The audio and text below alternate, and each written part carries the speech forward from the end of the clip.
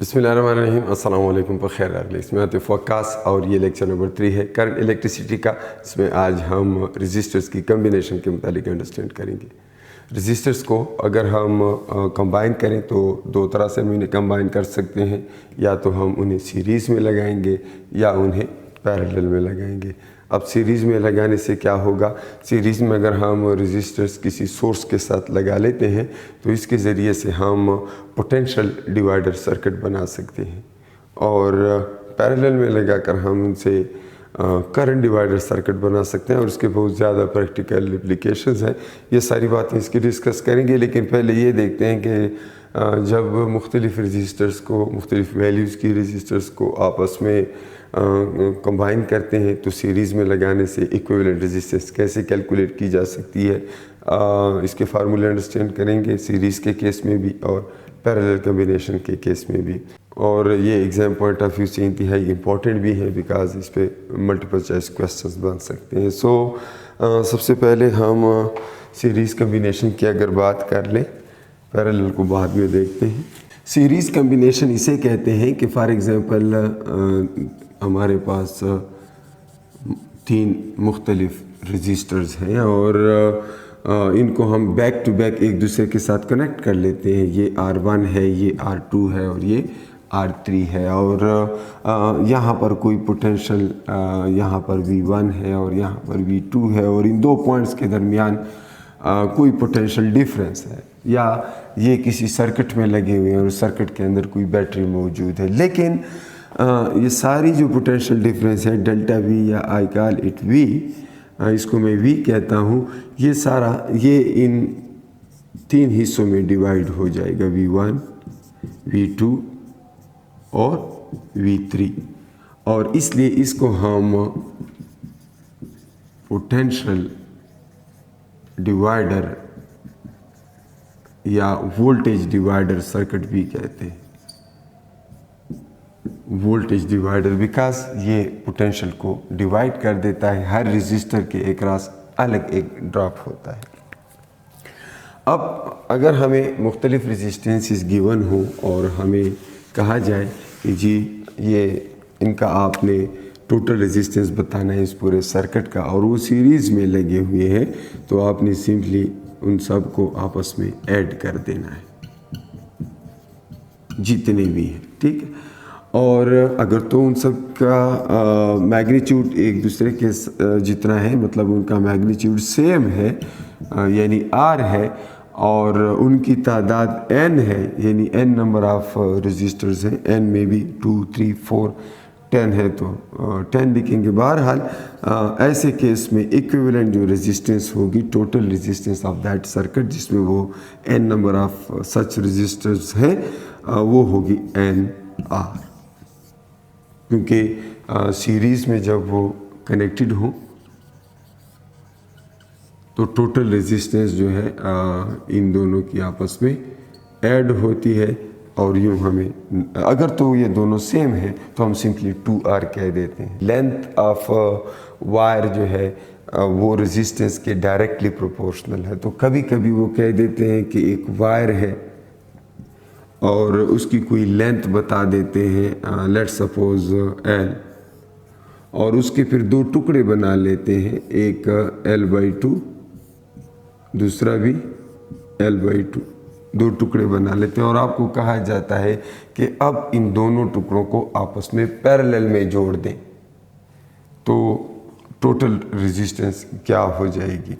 तो पहले पैरेलल की रूल्स जब पढ़ लेंगे तो इसका आंसर तब ही हम दे पाएंगे कि क्या करेंगे। लेकिन यहाँ पे एक चीज़ आपने याद रखनी है कि अगर इसको यहाँ पे काट लिया गया तो तब इसकी रेजिस्टेंस 2 टुकड़ों में डिवाइड हो जाएगी, और फिर जब ये ओरिजिनली इसकी लेंथ L थी तो तब उसकी रेजिस्टेंस R थी, लेकिन जब उसकी लेंथ हाफ हो जाएगी तो रेजिस्टेंस भी इसी तरह से हाफ हो जाएगी। तो इस तरह के बहुत सारे क्वेश्चंस आपको मिल सकते हैं जिसमें कहा जाएगा कि जी एक वायर है जिसकी लेंथ जो है 10 मीटर है, और उससे 2 मीटर के टुकड़े बनाए गए, और फिर उससे एक क्लोज पॉलीगॉन बनाया गया, तो आप बताएं कि किसी दो कॉर्नर्स के दरमियान, एडजेसेंट कॉर्नर्स के दरमियान रेजिस्टेंस क्या होगी। तो उन सब इस तरह के क्वेश्चंस को सॉल्व करने के लिए एक चीज़ आप याद रखें कि if a wire is cut into n parts, its resistance gets divided by n। हर टुकड़े के पास r by n रेजिस्टेंस आ जाएगी। अगर तो n इक्वल पार्ट्स हों, अगर n इक्वल पार्ट्स में किसी वायर को काटा जाए तो उसकी रेजिस्टेंस भी r बाई n होगी हर एक टुकड़े की। तो दो टुकड़े किए तो उसकी r बाई 2 हो जाएगी। तो इसका मतलब ये है कि अगर n इस तरह के छोटे छोटे रेजिस्टर्स आपस में मिलाए जाएं तो हर एक की resistance n r by n होगी। तो उससे हमें टोटल r दोबारा मिल जाएगा। बात करने का मतलब ये है कि जिस तरह सीरीज़ का ये फार्मूला मुख्तलिफ रेजिस्टेंस को आपस में जोड़ने के लिए इस्तेमाल किया जा सकता है, बिल्कुल इसी तरह ये फार्मूला इसको डिवाइड करने के लिए भी इस्तेमाल किया जा सकता है। तो अगर n एक जैसे हों, उनको मिलाएं तो nr बन जाता है, और अगर एक को n टुकड़ों में डिवाइड करें तो r बाई n बन जाता है। ये मैंने आपको बताया है, ये हर टुकड़े की रेजिस्टेंस हो जाएगी। इसके बाद जो है हम ये देख सकते हैं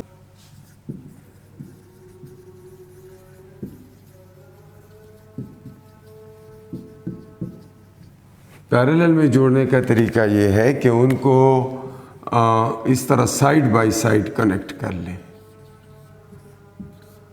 और ये जो सर्किट है इसको हम करंट डिवाइडर सर्किट कहते हैं। करंट डिवाइडर इसलिए इसको कहेंगे कि इसमें जब एक साइड से करंट पहुंचता है तो इस जंक्शन पे करंट डिवाइड हो जाता है, हर रेजिस्टर के हिस्से में अपना करंट आता है, तो इसलिए इसको हम करंट डिवाइडर सर्किट कहते हैं, करंट डिवाइडर सर्किट। इसमें यह होगा कि अगर हमें इक्विवेलेंट रेजिस्टेंस चाहिए इस पर्टिकुलर केस में, तो इसको हम डायरेक्टली ऐड नहीं करेंगे, बल्कि इसका तरीका ये है 1 by R E 1 by R one plus 1 by R two plus 1 by R three. अब इस केस में और इस केस में फ़र्क क्या है, यहाँ पर पोटेंशियल डिवाइड हो रहा है, यानी वोल्टेज डिवाइड हो रहा है, यहाँ पर करंट सेम है,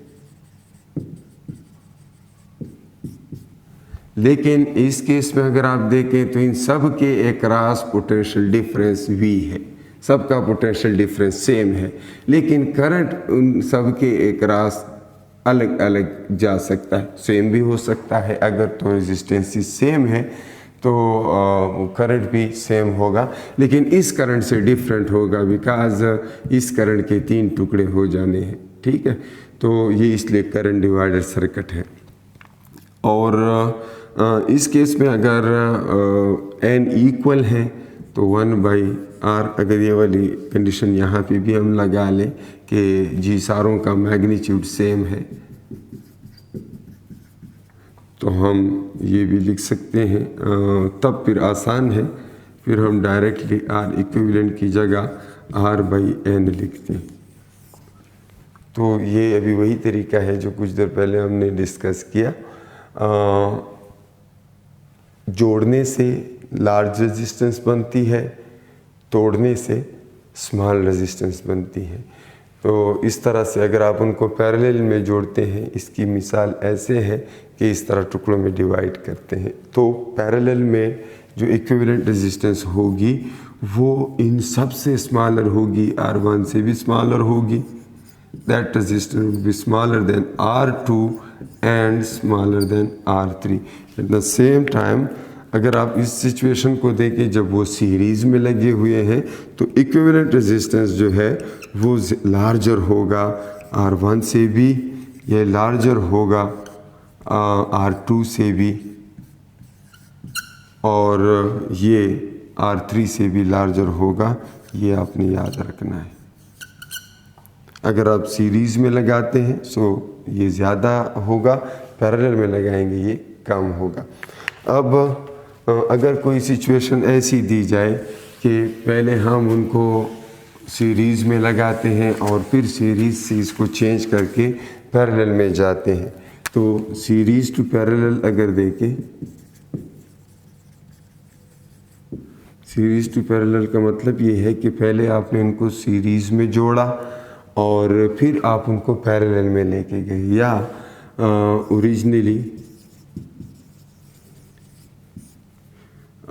इंडिविजुअल जो था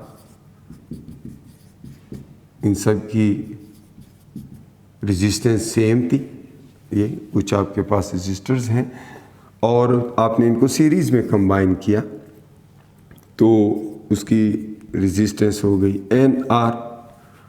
फिर आप चाहते हैं कि अब उन्हें पैरेलल में जोड़ें, तो पैरेलल में जोड़ लेते हैं, ये जनाब हो जाएगा क्या, R/N हो जाएगा। तो अब अगर आपको R दिया ना हो और आपको कहा जाए कि जी उनको सीरीज़ में लगाया तो उनकी रेजिस्टेंस 100 ओम या 1000 ओम थी, अब पैरेलल में लगाया तो डायरेक्ट कैसे इन दोनों को रिलेट करेंगे, तो इन दोनों की रिलेशनशिप कैलकुलेट करने के लिए ये यूज़ हो सकते हैं ये रिलेशन। मैं डायरेक्ट फार्मूला लिखता हूँ, यहाँ से निकाल सकते हैं आप, RS इज़ N² RP। तो जो वैल्यू आपको सीरीज़ में मिलती है, जो वैल्यू आपको पैरेलल में मिलती है उसको N² से मल्टीप्लाई करें, सीरीज़ वाली आ जाती है। और अगर आप चाहते हैं सीरीज़ टू पैरेलल तो आपके पास ये फार्मूला होगा, parallel is equal to series में जो रिज़ल्ट है दैट डिवाइडेड बाई N²। और अब मैं आपको एक एग्जांपल देता हूँ।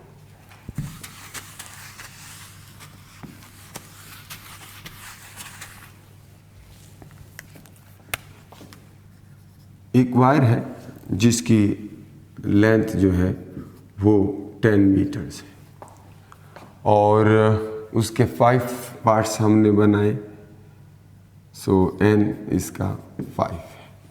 और आपसे कहा जाए कि जी उसकी ओरिजिनल रेजिस्टेंस जो थी दैट वाज 10 किलो ओम, ये उसकी ओरिजिनल रेजिस्टेंस थी। अब बताएं कि जब उन्हें आपस में पैरेलल में जोड़ेंगे तो क्या रेजिस्टेंस होगी। 10 मीटर की इस रस्सी या इस तार को अगर 5 टुकड़ों में हम डिवाइड करते हैं तो इसका मतलब है पहले ये सीरीज़ में थे, तो ये जो गिवन है ये RS है and that is 10,000 ohm. Unit में नहीं लिखता आसानी के लिए।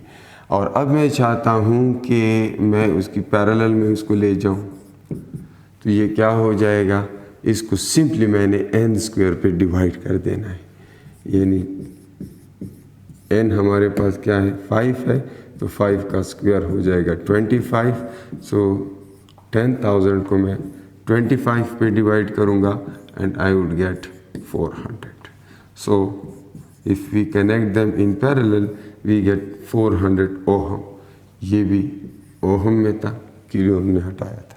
सो इस तरह के क्वेश्चंस में आपको इस बात का ख्याल रखना है कि जब भी किसी वायर के एक जितनी लेंथ के टुकड़े बनाए जाते हैं तो उस सूरत में आपने उसकी टोटल रेजिस्टेंस के उतने ही पार्ट बना लेने हैं। और फिर अगर उनको फॉर एग्ज़ाम्पल इन सब को मैं एक पॉलीगॉन की सूरत में क्लोज शेप इनसे बनाता हूँ,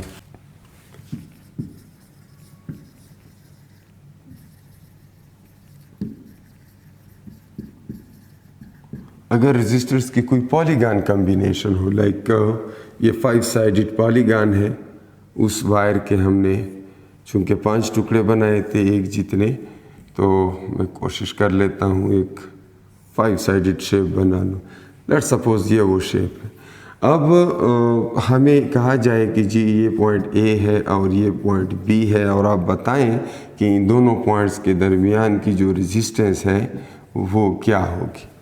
नाउ इसका तरीका ये है कि चूँकि साइड्स तो आपको मालूम है 1 2 3 4 5, तो आप यूँ करें कि n-1 divided by n multiplied with r, ये फार्मूला यूज़ करें।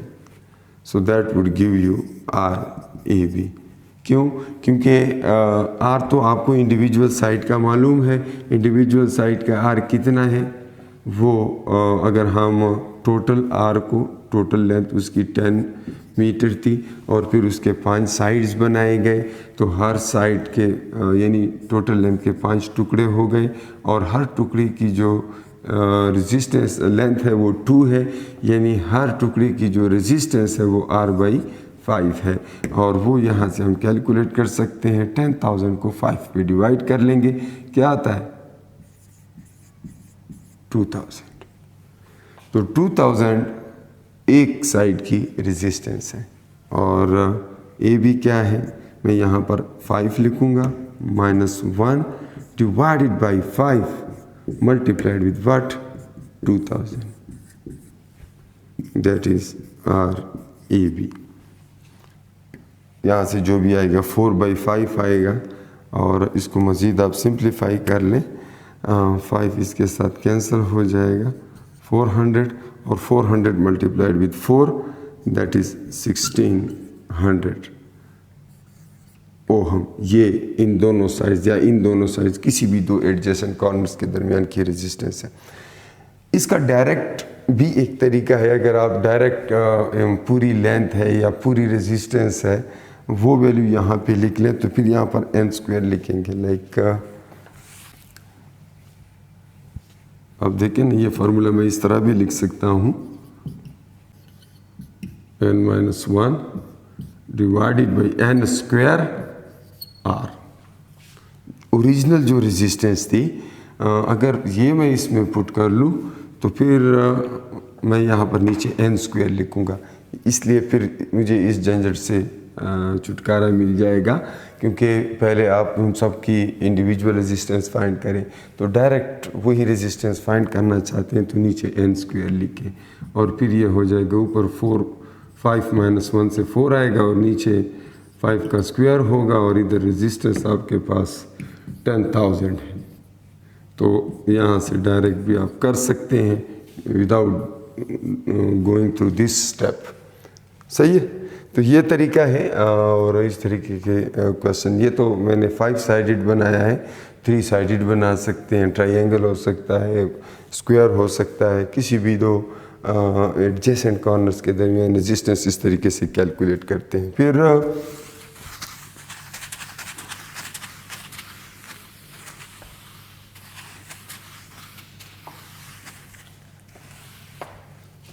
अगर सिर्फ 2 है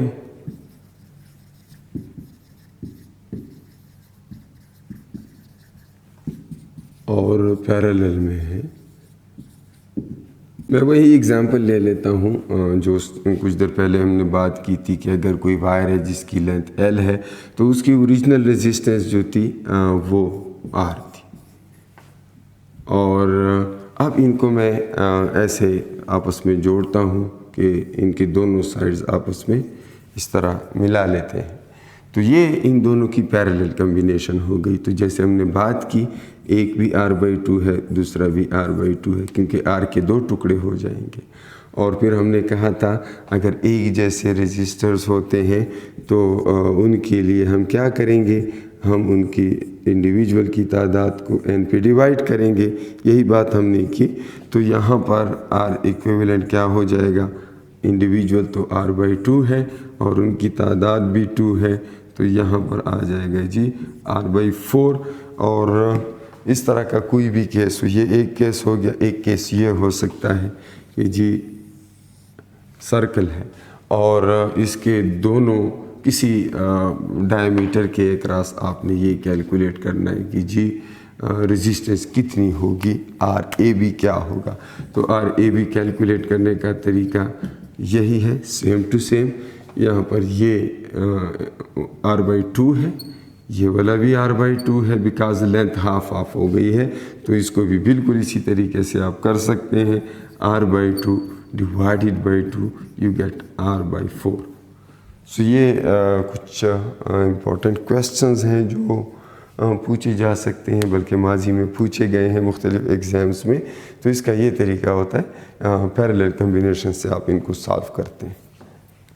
फिर कभी कभी आपके पास ये इस तरह होते हैं कि सीरीज़ और पैरेलल दोनों कम्बिनेशंस होती हैं। लाइक ये एक रजिस्टर है, ये दूसरा है, ये तीसरा है, और इन तीनों को आपस में आपने इसकी टोटल रेजिस्टेंस फाइंड करनी है। तो पहले इसको सिंप्लीफाई करें, यहाँ से एक रेजिस्टेंस फाइंड कर लें, और जब दो हैं तो आप उनकी जगह ये लिख सकते हैं R1 R2 divide by R1 plus R2, यानी दो हैं और पैरेलल में लगे हैं तो प्रोडक्ट डिवाइड बाई द सम।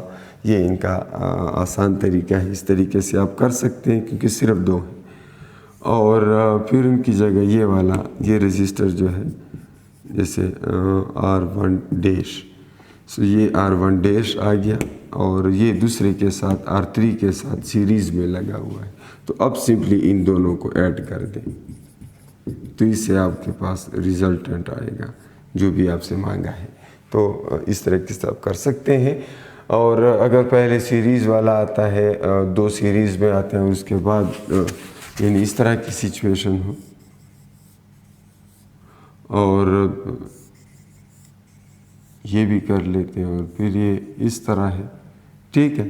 तो इस केस में पहले R1 और R2 को आपस में ऐड कर दें, R3 और R4 को आपस में ऐड कर दें, और इससे जो कुछ भी आ जाए इनको यानी एक स्टेप में और कर लेता हूँ।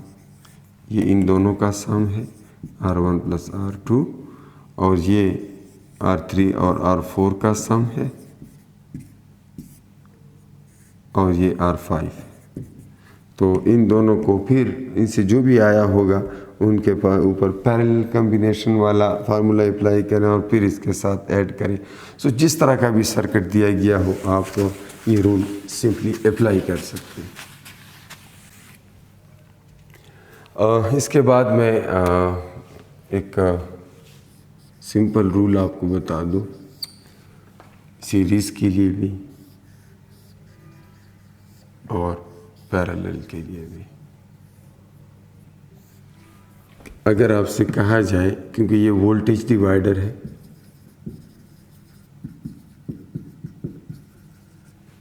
ये करंट डिवाइडर है,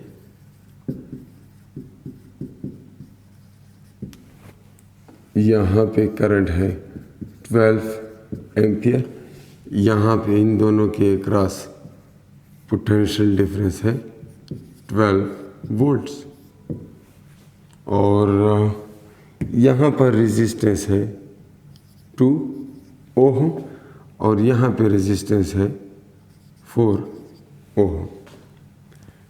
यहाँ पे है 2 ओम, यहाँ पे है 4 ओम। और अब आपसे कहा जाता है कि जी बताएं, यहाँ पे भी ज़ाहिरी बात है उतना ही करंट होगा, कंजर्वेशन है। तो यहाँ पे आपने V1 फाइंड करना है, V2 फाइंड करना है, यहाँ पर आपने I1 फाइंड करना है और I2 फाइंड करना है। तो इसका तरीका क्या होगा? V1 फाइंड करने के लिए फार्मूला ये होगा कि R1 divided by R1 plus R2 multiplied with total voltage. V2 find करने के लिए R2 divided by R1 plus R2 multiplied with total voltage. यहाँ पर I1 R2, इसके लिए आप R2 यूज़ करेंगे और divided by R1 plus R2 multiplied with total current जो दिया गया है। और I2 फाइंड करना है तो आपने लिखना है I1 divided by R1 plus R2, sorry R1 divided by R1 plus R2 और that should be multiplied with I। सो इस तरीके से आप ये दोनों प्रॉब्लम सॉल्व कर सकते हैं। पहला प्रॉब्लम सॉल्व करना चाहूँगा 2 divided by 2 plus 4 6 multiplied with 12, और इस केस में 4 डिवाइड बाई 2 + 4 मल्टीप्लाइड विथ 12, तो दोनों को अपना अपना हिस्सा मिल जाएगा। ये वोल्टेज डिवाइडर है। यहाँ से 6 और 2 यानी 4 आ जाता है, तो यहाँ पर आ जाता है 4 वोल्ट्स, और जो बाकी बचा यानी 6 वोल्ट्स यहाँ पे आ जाएगा, क्योंकि ये 6 2 तो 4 और 8 सॉरी बाकी 8 वोल्ट्स इधर आ जाएगा। यहाँ से 4 2 = 8। बिल्कुल इसी तरह से ये करंट भी इस तरह होगा। जो स्मॉल रेजिस्टर है उसके अक्रॉस 8 एम्पियर जाएगा, जो लार्ज रेजिस्टर है उसके अक्रॉस 4 एम्पियर जाएगा। तो इस तरीके से आप करंट डिवाइडर और वोल्टेज डिवाइडर रूल इस्तेमाल कर सकते हैं। उसके साथ ही मैं आपसे इजाज़त चाहूँगा। द अल्लाह पामा।